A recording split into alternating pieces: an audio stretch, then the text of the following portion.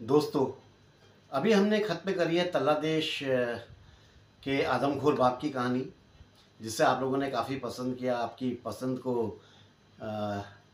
नज़र में रखते हुए मैं इस क्षेत्र के एक और बाघ की कहानी सुनाने जा रहा हूँ। दोस्तों, ये कोई मनगढ़ंत कहानियाँ नहीं हैं। ये वो सत्य घटनाएं हैं जिनसे लद्या घाटी समय समय पर थर्राती रही। समय समय पर इस घाटी ने डर और खौफ का ऐसा मंजर देखा जो अविश्वसनीय है। दोस्तों 1936 के अंतिम दौर में चूका नाम के एक गांव के आसपास एक बाघ नरभक्षी हो गया था, जिसने चूका और उसके आसपास के गांव के निवासियों का जीना मुहाल कर दिया था। तब 1937 में हम सबके परम सम्मानीय जिम कॉर्बेट साहब ने उसका अंत किया, जिसका पूरा घटनाक्रम मैं आपको बाद में सुनाऊंगा। दोस्तों, इससे पहले सन 1929 में एक बाघिन ने तल्लादेश में आतंक मचाया था, जिसने 8 साल में करीब 150 लोगों का शिकार करके उन्हें खा लिया था। इसका अंत भी जिम कॉर्बेट साहब ने किया था। इस घटनाक्रम को मैंने आप लोगों को पिछले जो कहानी ख़त्म करी, जो वीडियो सुना, मैं जो वीडियो बनाया था उसमें पूरी करी है कहानी। और ये घटनाक्रम पूरे 9 एपिसोड में पूरा हुआ था। जिन लोगों ने नहीं सुना है वो सुन सकते हैं। ठीक इससे पहले का है। जिस समय तल्लादेश में ये बाघिन सक्रिय हुई थी, उन्हीं दिनों चौगढ़ नामक एक स्थान में भी 2 बाघ आदमखोर हो गए थे। इनके बारे में भी हम बाद में चर्चा करेंगे। अभी तो मेन विषय हमारा अलग है। आज हम शुरू करने जा रहे हैं दोस्तों, थाक नाम के एक गांव में सक्रिय नरभक्षी की कहानी। सीधे शब्दों में, थाक का नरभक्षी। दोस्तों, तल्लादेश, चूका और थाक, ये सारे गांव लद्या घाटी के आसपास के गांव क्षेत्र हैं। ये घाटी टनकपुर से आगे पूर्णागिरी, श्यामला ताल, सूखी ढांग, चलथी, कोट किंदरी, सैम, कलडुंगा वगैरह वगैरह वगैरह बहुत सारे क्षेत्रों तक फैली है। टनकपुर से लेके बरमदेव और माँ पूर्णागिरी देवी मंदिर की जो पहाड़ की तलहटी है, उस तलहटी में नीचे मैदानी क्षेत्र में, वहाँ पे तो हाथी भी रहते हैं। दोस्तों, ये पूरा क्षेत्र बाघों, तेंदुओं, जंगली सुअर आदि के अलावा जो ये अपने हार्बीवोरस पशु होते हैं, इनसे भी भरा हुआ है। हाँ, वैसे अगर सरकार चाहे तो इस क्षेत्र में एक नेशनल पार्क बना सकती है, इतना बड़ा एरिया है। तो वो अगर सरकार ऐसा करे तो सरकार का बहुत ही सराहनीय कदम होगा, क्योंकि इस क्षेत्र में टाइगर की साइटिंग तो मेन रोड में हो जाती है, मेन हाईवे में। कई बार तो मैंने खुद सड़क पे बाघ को जो है टाइगर को क्रॉस करते हुए या बैठे हुए देखा है। एक बार तो एक बाघिन अपने 2 बच्चों के साथ बैठी हुई थी रोड में, करीब 10 मिनट तक बैठी रही। अगर वहाँ नेशनल पार्क बन गया तो उसके बहुत फ़ायदे होंगे। जैसे जिम कॉर्बेट नेशनल पार्क के ऊपर जो पर्यटकों का दबाव पड़ता है ना, जो प्रेशर पड़ता है, वो दबाव कम हो जाएगा। पर्यटन के दबाव के कारण वाइल्ड लाइफ बहुत बुरी तरह से डिस्टर्ब होती है। दूसरा, अगर इस क्षेत्र में नेशनल पार्क बनता है तो यहाँ के लोगों को रोज़गार मिल जाएगा। यहाँ के जंगल पूरी तरह से संरक्षित हो जाएंगे। पर्यटकों के आवागमन के कारण जो है, अगर होती हो तो पोचिंग भी बिल्कुल बंद हो जाएगी। टूरिस्ट रहेगा तो पोचिंग नहीं हो पाएगी। उत्तराखंड के पर्यटन का विकास भी अच्छा खासा होगा, आय बढ़ेगी। और पर्यटन बढ़ने से इसके आसपास का जो क्षेत्र है, जैसे चंपावत, लोहाघाट, श्यामला ताल, इस तरह की और भी बड़ी खूबसूरत और बड़ी बेहतरीन जगहें हैं, ये सब लाइमलाइट में आ जाएंगी और ये सारे एरिया डेवलप हो जाएंगे। खुद टनकपुर डेवलप हो जाएगा। वाइल्ड लाइफ लवर्स और उनकी स्टडी करने वाले लोगों को एक नई जगह मिल जाएगी। इससे सरकार को भी और आम जनता को भी बहुत बहुत बहुत फ़ायदा होगा, मिलेगा। जिम कॉर्बेट नेशनल पार्क की तरफ जाने वाला पर्यटक कुछ पीलीभीत और कुछ इस रेंज में बढ़ जाएगा, जिससे वाइल्ड लाइफ या बिग कैट्स अपना स्वतंत्र और निश्चिंत होकर के अपने क्षेत्र में वो घूम सकेंगे, क्योंकि प्रेशर कम हो जाएगा उनके ऊपर। नहीं तो कितनी जिप्सियाँ निकलती हैं। अरे यार, बात करते करते एक घटना याद आ गई जो अभी हाल में ही 1-2-3 महीने पहले घटी थी। आप लोगों ने भी सुनी होगी। एक कम उम्र का हाथी अपने हट से भटक गया था और एक बाघ लगातार उसका पीछा कर रहा था। 3 दिन तक लगातार भागने और बाघ के खौफ से हाथी का हार्ट फेल हो गया था और वो बेचारा मर गया था। सुना होगा आपने इस घटनाक्रम को। है ना। लेकिन अभी 2-3 दिन पहले इसका ठीक उल्टा हुआ है। मतलब घटना ऐसी नहीं है, लेकिन उल्टा वैसे ही बोल रहा हूँ। जिम कॉर्बेट नेशनल पार्क के जो ढेला रेंज है, वहाँ एक हाथी और बाघ आपस में भिड़ गए। हाथी ने अपने पाँव से कुचल कुचल कर बाघ को मार डाला। लड़ते हुए अचानक बाघ का सिर हाथी के पाँव के नीचे आ गया, जिससे उसने उसे बुरी तरह से उसके सर को जो है ना कुचल दिया और बेचारा बाघ मारा गया। दूसरे दिन उसकी बॉडी वन विभाग के कर्मचारी जो गश्त पर थे उन्हें मिली और फिर उच्च अधिकारियों को सूचना दी गई। फिर उसका पोस्टमार्टम वगैरह हुआ। जिस जगह पर बाघ की बॉडी पड़ी थी वहाँ पर हाथी के पाँव के निशान मिले, जिससे इस बात की पुष्टि हुई कि ये बाघ और हाथी के बीच जो आपसी लड़ाई हुई है उसमें की डेथ हुई, उसमें मारा गया। दोस्तों, आज हाथ के हाथ बस 2 मिनट बाघों के दांतों के बारे में भी थोड़ी सी चर्चा कर लेते हैं। जैसे तो आप लोगों को पता होगा, लेकिन फिर भी जिन लोगों को नहीं पता है वो लोग सुनिए। बाघ के जो दांत होते हैं उनकी उसकी ताकत और शिकार के लिए सबसे महत्वपूर्ण होते हैं, जिनमें उसके नुकीले कैनाइन, जिन्हें हिंदी में रदनक दांत कहते हैं, वो सबसे बड़े और लंबे होते हैं। ये शिकार को पकड़ने और उसको दबोचने के लिए इस्तेमाल किए जाते हैं। बाघ के मुंह के सामने ऊपरी और निचले जबड़े में 4 लंबे नुकीले कैनाइन दांत होते हैं, जो मैंने बताया ना शिकार को ऐसे पकड़ने और उसे मारने के काम आते हैं। इन कैनाइन दांतों के अलावा बाघ के मुंह में छोटे दांत भी होते हैं, जिन्हें हिंदी में कृंतक और इंग्लिश में इंसीजर बोलते हैं। और दाढ़ के दांतों को मोलार कहा जाता है, जो मांस को चबाने और पीसने के काम आते हैं। दोस्तों, एक पूर्ण रूप से वयस्क बाघ के मुंह में 30 दांत होते हैं, जिनमें जो ऊपरी जबड़ा होता है उसमें 16 और नीचे वाले में 14 होते हैं। हाँ, 16 और 14 होते हैं। दोस्तों, एक बात और बड़ी मज़ेदार है कि बाघ का सिर्फ निचला जबड़ा, जिसे मैंडिबल बोलते हैं, सिर्फ वही हिलता है, नीचा वाला हिस्सा। मतलब ऊपरी जबड़ा स्थिर होता है और निचला हिस्सा ही चलायमान होता है। जबकि मगरमच्छ का ऊपरी जबड़ा चलता है, मगरमच्छ ऐसे पकड़ता है ऊपर से, उसका निचला नहीं चलता है, लेकिन इसका निचला चलता है। अब आप समझ गए होंगे मैं क्या कहना चाह रहा हूँ। बाघ के बच्चे जब पैदा होते हैं तब उनके दांत नहीं होते हैं, लेकिन कुछ हफ्तों के बाद उनके दूध के दांत निकल आते हैं। जैसे हमारे बच्चों के आते हैं दूध के दांत, वैसे इनके भी आते हैं। ये बहुत ही नुकीले और पैने होते हैं और फिर ये आगे बढ़ते जाते हैं। इनके पीछे से वयस्क दांत आते जाते हैं, वो बढ़ते जाते हैं और फिर वो वयस्क दांत बन जाते हैं। इन दांतों को कार्निसियल कहा जाता है, जो मांस को चाकू की धार की तरह काटने में सक्षम बनाते हैं। इसके कैनाइन दांत जो हैं वो 2.5 से लेकर 3 इंच तक लंबे होते हैं। ये अपने दांतों का उपयोग शिकार को पकड़ने, काटने, मारने और मांस को चबाने के लिए करते हैं, ये तो अंडरस्टूड है। बाघ के दांत जो है ये अन्य जो बिग कैट्स हैं उनकी तुलना में कुछ ज़्यादा बड़े और मजबूत होते हैं। ये इसकी ताकत और शिकार की क्षमता के लिए इनका ताकतवर होना बहुत ज़रूरी है, मतलब मजबूत होना बहुत ज़रूरी है। दोस्तों, बाघ अपने कैनाइन दांतों से अपने शिकार की गर्दन को दबोच लेता है और उसमें कैनाइन दांतों को से क्या उसकी सांस की नली को एकदम चोक कर देता है या उसकी गर्दन तोड़ देता है, जिससे शिकार मर जाता है। अब उन तो उसकी जो ये चोक, इसको नली को चोक कर देता है, ये जो नली होती है ना सांस लेने वाली, फिर अपने जब वो मर जाता है तो अपने सामने के दांतों से शिकारों को नोच करके नोचने लगता है। और फिर जो दाढ़ के दांत होते हैं उसमें जो है मांस के बड़े बड़े टुकड़ों को छोटा करता है, हड्डियों को तोड़ता है और फिर निकल जाता है। ये कुछ मोटी मोटी बातें जो मैंने आपको एक बाघ के जबड़े के बारे में बताई। उम्मीद करता हूँ शायद आप लोगों को जानकारी, कई लोगों को पहले से होगी, कुछ लोगों को आज पता चल गई होगी। हालांकि कभी विस्तार से कभी और चर्चा करूँगा। आज तो हम चलते हैं अपने मुख्य विषय, यानी कि थाक का नरभक्षी। तल्ला देश की नरभक्षी बाघिन को मारने के बाद काफ़ी समय तक लद्या घाटी जो वैली थी, जो घाटी थी, इसमें शांति बनी रही। फिर अचानक सन 1938 सितंबर के महीने में नैनीताल में एक रिपोर्ट आई कि कोट किंदरी गांव में बाघ ने एक 12 साल की बच्ची को मार दिया है। फॉरेस्ट डिपार्टमेंट के डोनाल्ड स्टीवार्ट ने यह खबर जिम कॉर्बेट साहब को दी।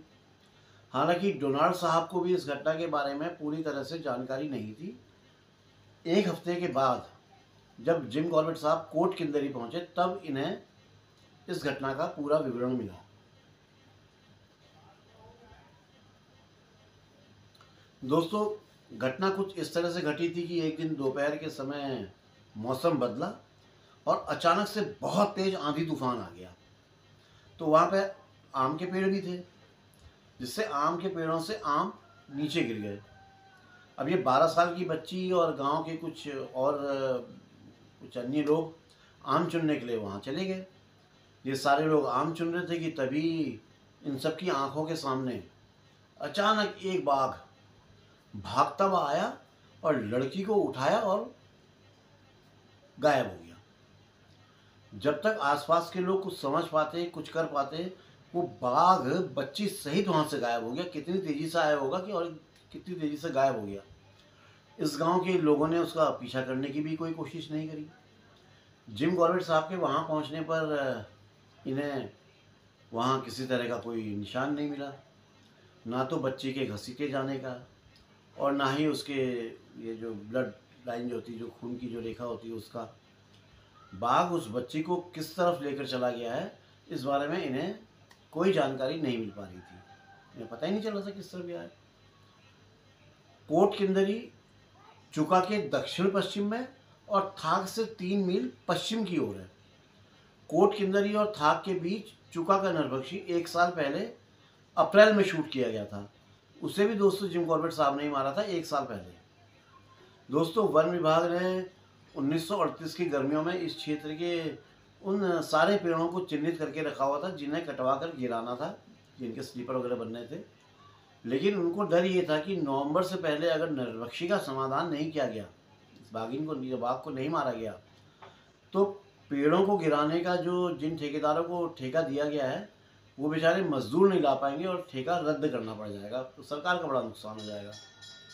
डोनाल्ड स्टीवर्ट ने जिम कॉर्बेट साहब को इस विषय में पत्र लिखा था, लेकिन जिम कॉर्बेट साहब उन ठेकेदारों की मदद करने के लिए नहीं गए, बल्कि वहाँ के निवासियों को बाघ के आतंक से छुटकारा दिलाने के लिए उन्होंने वहाँ जाने के लिए अपनी स्वीकृति दे दी। उन्होंने कह दिया मैं उसकी ठेकेदार की मदद के लिए नहीं जा रहा हूँ, लेकिन मैं नहीं चाहता तो लोग परेशान होंगे, उनको मैं हेल्प करने के लिए जा रहा हूँ। नैनीताल से कोट किंदरी जाने का रास्ता पहले नैनीताल से काठगोदाम, फिर काठगोदाम से टनकपुर और फिर टनकपुर से बरमदेव पैदल चलते हुए करलूंगा और फिर वहाँ से चुका था। हालांकि ये लोग इस रास्ते पर नहीं गए, जबकि ये रास्ता इन्हें 100 मील पैदल चलने से बचाता था, लेकिन ये लोग फिर भी इन लोगों ने इस रास्ते को अवॉइड किया, क्योंकि इस रास्ते वाले क्षेत्र में उन दिनों बहुत बुरी तरह से मलेरिया फैला हुआ था। तो इन्होंने इससे बचने के लिए पहाड़ों के बीच से मरनौला होकर जाने का फैसला किया। एक जगह है मरनौला, वहाँ होकर जाने का फैसला किया। वहाँ से शेयरिंग रोड में चलकर पहाड़ों के रास्ते से कोट किंदरी तक पहुँचा जा सकता था। अच्छी खासी ट्रैकिंग थी, अप एंड डाउन जिसमें बहुत होते थे।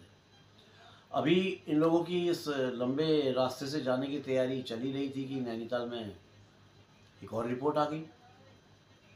अब उस पर लिखा हुआ था कि सेम गांव में बाघिन ने एक और हत्या कर दी है।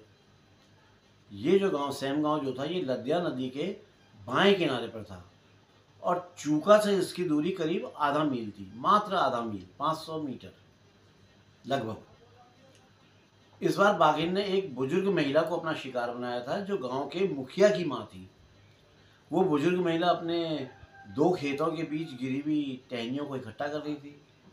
लकड़ियां इकट्ठा करके वो उन्हें अपनी झोपड़ी के सामने लाई, अपने घर के सामने लाई और उनको जो है काटना उसने शुरू ही किया था कि अचानक ऊपर के खेत से एक बाघ उस पर झपटा और ये हमला इतना अप्रत्याशित था कि वो बेचारी केवल एक ही बार चीख पाई और दूसरे ही क्षण बाघ उसे उठाकर 12 फुट ऊंची पहाड़ी के पार ऊपर जो खेत था उससे सीधे घने जंगलों के अंदर घुस गया। इस बुजुर्ग महिला का जो 20 साल का एक बेटा था, वो थोड़ा सा आगे एक खेत में काम कर रहा था।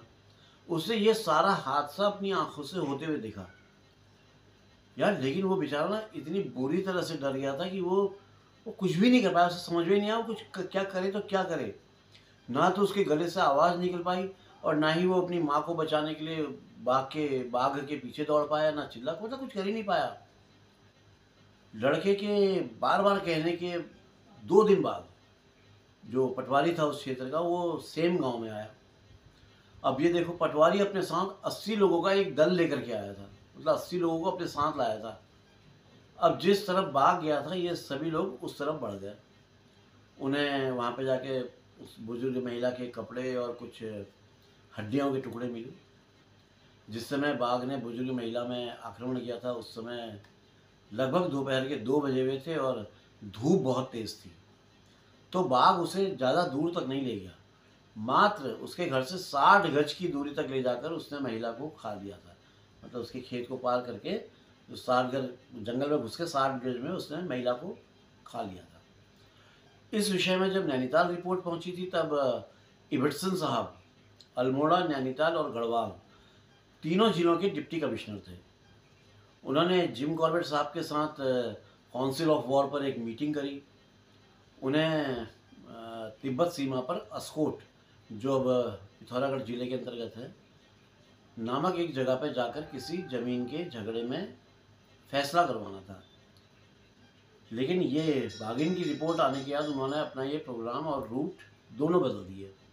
अब उन्होंने बागेश्वर होकर जाने के बजाय जिम कॉर्बेट के साथ पहले सेमगांव, फिर वहाँ से अस्कोट जाने का प्रोग्राम बना लिया।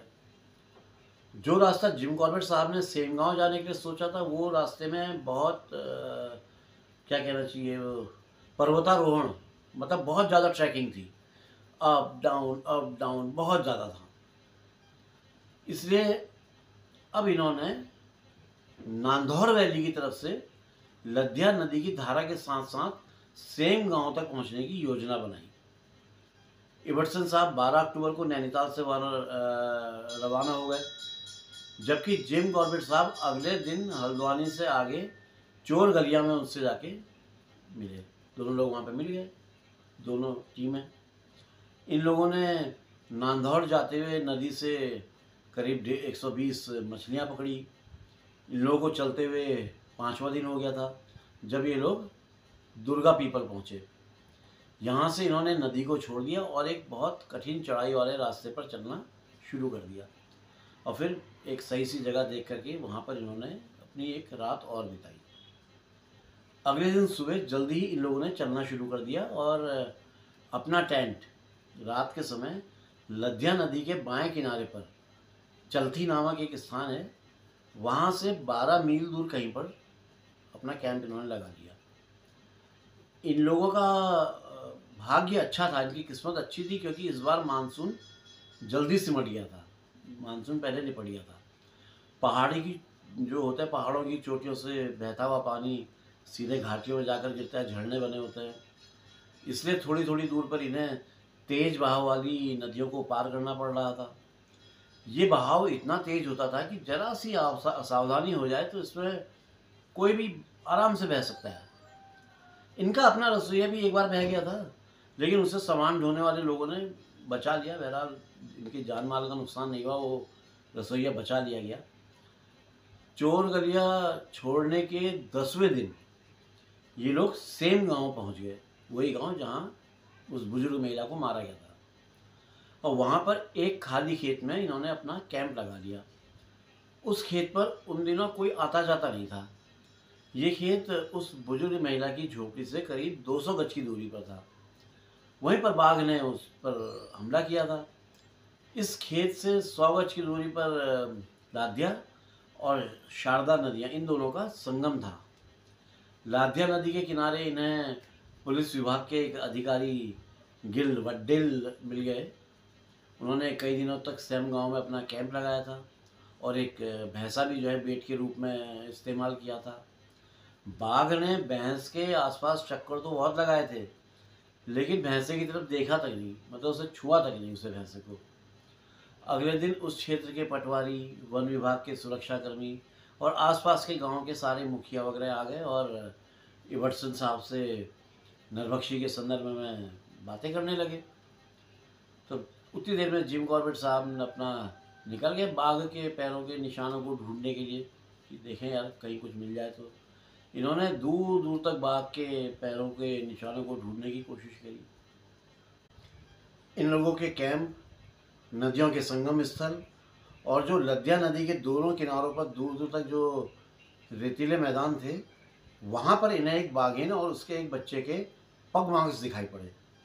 बाघिन ने लद्या नदी को कई बार पार किया था और पिछली रात तो वो इन लोगों के टेंट के सामने से भी गुजरी थी। गांव वालों को इसी बाघिन पर शक था। उन लोगों का कहना था कि इस बाघिन ने ही मुखिया की माँ को मार कर खाया है। और तब से जब से उसने उस बुजुर्ग महिला की बाघिन द्वारा जब खा लिया गया था, तो ये बाघिन इसी क्षेत्र में घूम रही थी।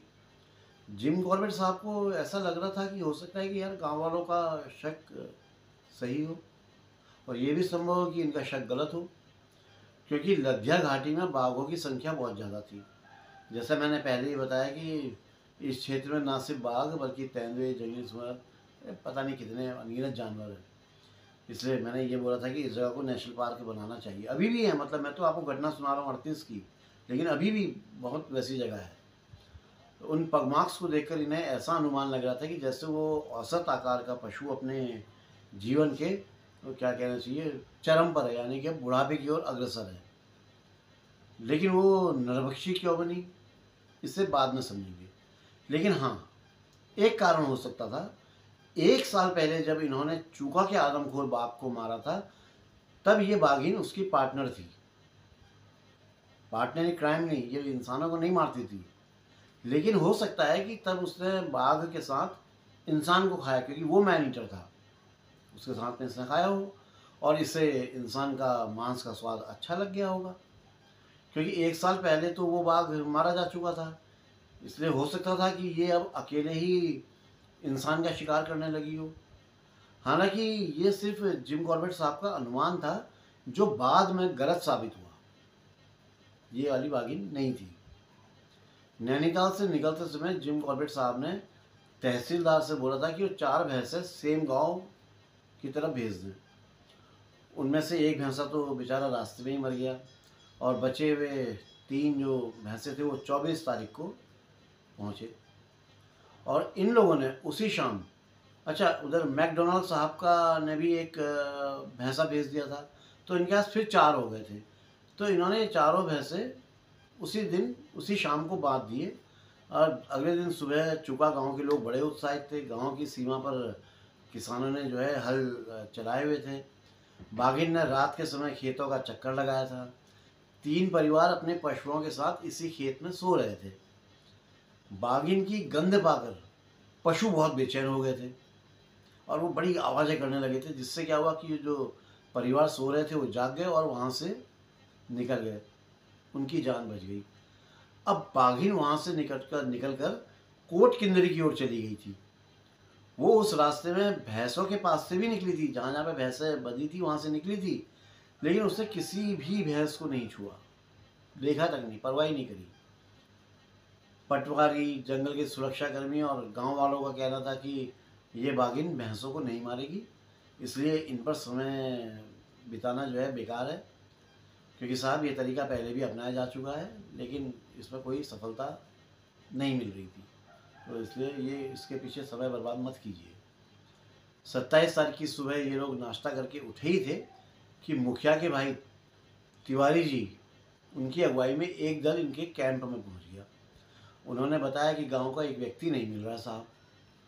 तिवारी जी का कहना था कि वो आदमी पशुओं को देखने के लिए जा रहा था कि कहीं उसके पशु गांव की सीमा से बाहर तो नहीं निकल गए, लेकिन वो लौट के वापस नहीं आ पाया।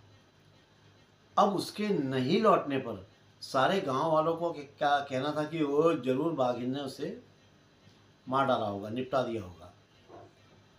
इन लोगों की सारी तैयारी हो गई और करीब 10 बजे के आसपास इवर्टसन परिवार और जिम कॉर्बेट साहब थाक गांव के लिए निकल गए।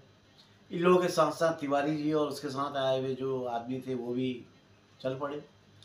वैसे तो ये रास्ता केवल 2 मील का था, लेकिन इसकी चढ़ाई बहुत खतरनाक थी, बड़ी सीधी खड़ी चढ़ाई। लेकिन ये लोग समय नहीं गंवाना चाहते थे, इसलिए बिना रुके ये चलते गए। पसीने से लथपथ और एकदम बेदम होकर के ये फाइनली ये लोग गांव की सीमा पर पहुंच ही गए। जैसे ही ये लोग कांटेदार झाड़ियों से ढकी हुई जमीन को पार करके गांव में पहुंचे तो इन्हें किसी महिला के रोने की आवाज़ें सुनाई पड़ी। जिम कॉर्बेट साहब यहाँ पे लिखते हैं कि पति की मृत्यु होने पर भारतीय स्त्री जो विलाप करती है, जो रोती है, वो बहुत ही दर्द और करुणा से भरा हुआ होता है। उसे देख के रोना आ जाता है। अब ये लोग उस महिला के पास पहुंच गए। वहाँ पर 10-15 लोग इनका इंतज़ार कर रहे थे।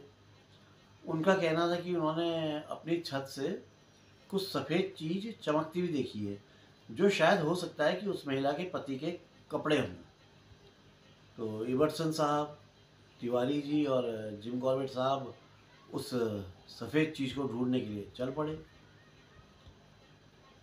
और इबर्टसन साहब की जो वाइफ और जैनी था शायद उनका नाम, और अन्य लोग उस रोती हुई महिला के साथ उसे लेकर गांव की ओर चले गए। वो उधर को गए, ये इधर को गए। खेतों को कई सालों से बोया नहीं गया था, इसलिए उनमें बहुत सारी कांटेदार झाड़ियाँ हो गई थी। इन झाड़ियों को पार करके ये लोग उस सफ़ेद चीज़ के पास जा पहुँचे जो बताई जा रही थी। हकीकत में वो कपड़ा उसी आदमी का था। वहीं पास में उसकी टोपी भी गिरी हुई थी। उस जगह में एक तरह के संघर्ष करने के निशान तो थे, लेकिन खून की एक भी बूंद कहीं नहीं थी। ये तभी पॉसिबल हो सकता था कि बाघिन ने दूर तक उस आदमी की गर्दन पर अपनी पकड़ बना के रखी होगी और ऐसे ही उसको लेके गई होगी। इसलिए जब दांत निकाला नहीं तो खून नहीं बहा, ऐसे चौंक रहा तो चौंक रहा, ऐसे ही उसको लेके चली गई होगी। इन लोगों के ऊपर की तरफ जो पहाड़ी थी उस पर झाड़ियों का झुरमुट था, जिस पर लताओं की छत से बनी हुई एक छत जैसी बनी हुई थी लताओं की। इस जगह का निरीक्षण करना बहुत ज़रूरी था, लेकिन ये लोग बाघिन को अपने पीछे भी नहीं लगाना चाहते थे। उस मतलब ये नहीं चाहते थे बाघिन को पता चले तो वो इनके पीछे लग जाती। झाड़ियों की नीचे की जो नरम ज़मीन थी वहाँ पर इन्हें बाघिन के पग मार्क्स दिखाई पड़े। वहीं से उसने इस आदमी पर आक्रमण किया था, यानी हमला किया था, जिससे दबोच के ले गई। अपने कैंप पर लौटकर इन लोगों ने एक योजना बनाई। इन लोगों का उद्देश्य था कि बाघिन को उसके शिकार पर ही मारा जाए, और ऐसा करने के लिए इन्हें बाघिन का पीछा एक सीधी लाइन बनाकर करना था। सबसे आगे जिम कॉर्बेट साहब को चलना था, साथ ही तिवारी के साथ सामने की ओर देखते भी रहना था। तिवारी के पास किसी तरह का कोई शस्त्र नहीं था। वो जिम कॉर्बेट साहब से 1 गज पीछे दाएं और बाएं दोनों तरफ देखते हुए, मतलब देखते हुए नहीं बल्कि कड़ी नज़र रखे हुए चल रहा था। इबर्टसन साहब सबसे पीछे चलते हुए अपने हाथों में राइफल पकड़ के, इन दोनों में से अगर किसी में भी कोई हमला हो तो उस अकस्मात हमले से इनको बचाने के लिए वो सबसे पीछे चल रहे थे। इन्हें अगर बाघिन का बाल भी दिख जाए तो उसे शूट करने का जोखिम उठाना ही उठाना था, क्योंकि उसको सामने लाना जरूरी था। इस क्षेत्र की घास और पत्तों को पिछले दिन पशुओं ने खा लिया था। वहाँ से बाघिन के गुजरने का कोई प्रमाण नहीं मिल रहा था, सिवाय एक आध टूटे पत्ते या घास के दबे होने के। बाघिन उस आदमी को 200 गज तक उठा कर ले गई थी और फिर उसे मार कर वहाँ से चली गई थी। फिर कई घंटों के बाद वो वापस आई और फिर उससे आदमी को पकड़ा और फिर लेके गई। हुआ ये होगा कि जब वो उसके पशुओं ने देखा होगा आदमी के कि उनके बाघिन ने उनके मालिक पर हमला कर दिया और उसे लेकर जा रही है, तो पशुओं ने उसका पीछा किया होगा, तो बाघिन उसे वहीं छोड़कर वापस चली गई होगी। अक्सर पशु अपने मालिक को बचाने की पूरी कोशिश करते हैं। बाघिन ने जिस जगह पर आदमी को छोड़ा था वहाँ पर खून का एक ताल सा बन गया था। उसके गले के घाव से बहता खून अब सारा निकल गया, तो अब खून बहना बंद हो चुका होगा। बाघिन जब वापस आई तो इस बार उसने आदमी को उसकी कमर से पकड़ करके उठाया और फिर चलने लगी होगी। ये तरीका बहुत कठिन था, क्योंकि वो समान ऊंचाई वाले बिंदुओं पर चल रही थी। वहाँ की कांटेदार झाड़ियों के कारण इन लोगों को बहुत परेशानी हो रही थी और ये तीनों बहुत धीरे धीरे चल पा रहे थे। ये लोग 2 घंटे में सिर्फ आधा मील ही चल पाए। अब सोचिए आप कितना टफ होगा रास्ता। अब ये लोग उस जगह पर पहुंच गए थे जहां पर 1 साल पहले जिम कॉर्बेट साहब ने चूका के नरभक्षी को मारा था। दोस्तों चूका के नरभक्षी की कहानी मैं आप लोगों को सुनाऊंगा, इसके बाद सुनाऊंगा। मतलब ये थाक का नरभक्षी नहीं पड़ जाए, उसके बाद चूका का शुरू करेंगे, ठीक है ना। इस जगह से बाघिन के पैरों के निशान चट्टान के बाईं ओर को गए थे। जो उसके पग मार्क्स थे वो बाईं ओर को जा रहे थे। जिम कॉर्बेट साहब का पूरा विश्वास था कि बाघिन वहीं कहीं आसपास ही लेटी हुई होगी। इवर्टसन साहब और जिम कॉर्बेट साहब ने तो रबर सोल के जूते पहने हुए थे और तिवारी जी नंगे पाँव थे, इसलिए ये लोग बिना आवाज़ किए एक चट्टान पर पहुंच गए। जिम कॉर्बेट साहब ने इशारे से इन दोनों लोगों को बिल्कुल शांत और स्थिर रहने के लिए बोला। बिल्कुल मतलब ऐसे ही रहना है, और खुद एक पैर रखने की जगह पाकर एक इंच इंच इंच करके आगे बढ़ने लगे। चट्टान के पीछे एक छोटी सी समतल जमीन का टुकड़ा था और उसके आगे जाने पर इन्हें एक और वैसी ही जमीन का टुकड़ा दिखाई पड़ा। अब इन्हें कुछ ऐसा आभास हुआ कि इनकी जो सोच है कि बाघिन यहीं कहीं है वो सही है। बाघिन इनसे आगे एक चट्टान थी जो आगे को ओर निकली हुई थी, उस चट्टान के नीचे लेटी हुई थी। तभी एक बंदर ने जो है झाड़ियों के पीछे से चिल्लाना शुरू कर दिया। बाघिन ने रात के भोजन के बाद आराम करने के लिए बड़ी सावधानी से उस जगह को चुना था। दुर्भाग्य ऐसा था कि वो सोई नहीं थी। इनका दुर्भाग्य, वो सोई नहीं थी। उसने जिम कॉर्बेट साहब का हाथ देख लिया और वहीं पर जो ब्लैकबेरी की झाड़ियाँ थी उसके पीछे गायब हो गई। बंदर ने खेल खराब कर दिया। अगर वो इस जगह के बदले किसी और जगह पर होती तो वो कहीं जा नहीं पाती और ये जिम कॉर्बेट साहब उसे शूट कर देते। यहाँ पर नज़दीक में झाड़ियाँ थी तो गायब हो गई। बिल्कुल अंतिम क्षणों में इन लोगों की सारी योजना फेल हो गई। अब इन लोगों के पास उसके शिकार को ढूंढकर ये देखने के सिवाय कोई और चारा नहीं था कि उसमें कुछ मांस बचा हुआ हो जिसे खाने के लिए वो वापस आए और इन लोगों को उसे शूट करने का मौका मिल जाए। और क्या कर सकते थे, यही एक तरीका था। तो दोस्तों क्या इन्हें उसका शिकार मतलब उस बाघे आदमी की बॉडी मिली जिसे बाघिन ले गई थी? अगर मिली तो क्या बाघिन लौट के आई होगी उसके ऊपर? क्या इन लोगों ने उसे, इन लोगों को मतलब बाघिन ने इन लोगों को गोली चलाने का मौका दिया होगा? तो दोस्तों ये सब जानने के लिए तो आपको बने रहना पड़ेगा उत्तरांचल डायरीज़ के साथ। आप लोग जो अपना कीमती समय उत्तरांचल डायरीज़ को देते हैं ना, वो बहुत बहुमूल्य और अतुलनीय है मेरे लिए यार। उम्मीद करता हूँ कि आप लोगों का प्यार और आशीर्वाद हमेशा ऐसा ही बना रहेगा। जो भी महिला और पुरुष मित्र आज चैनल में पहली बार आए हैं उन सबको मेरा आभार, अभिनंदन और नमस्कार।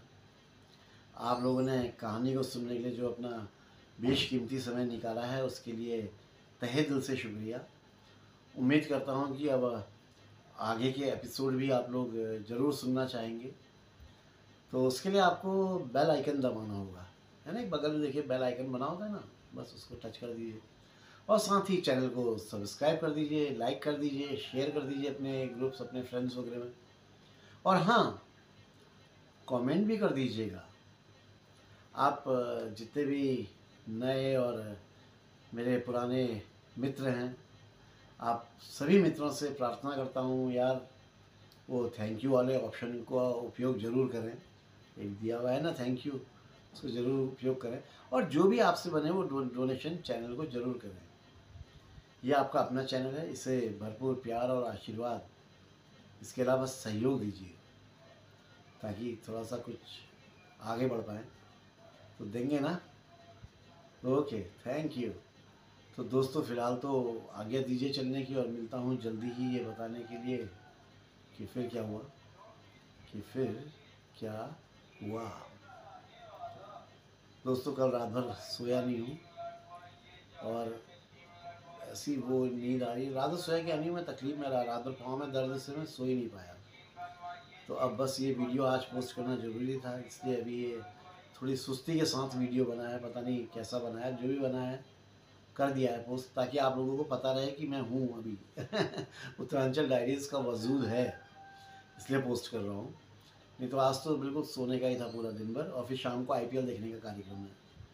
तो चलो उससे पहले वीडियो बना के पोस्ट कर दूँगा। तो दोस्तों ठीक है, फिलहाल तो आज्ञा दीजिए।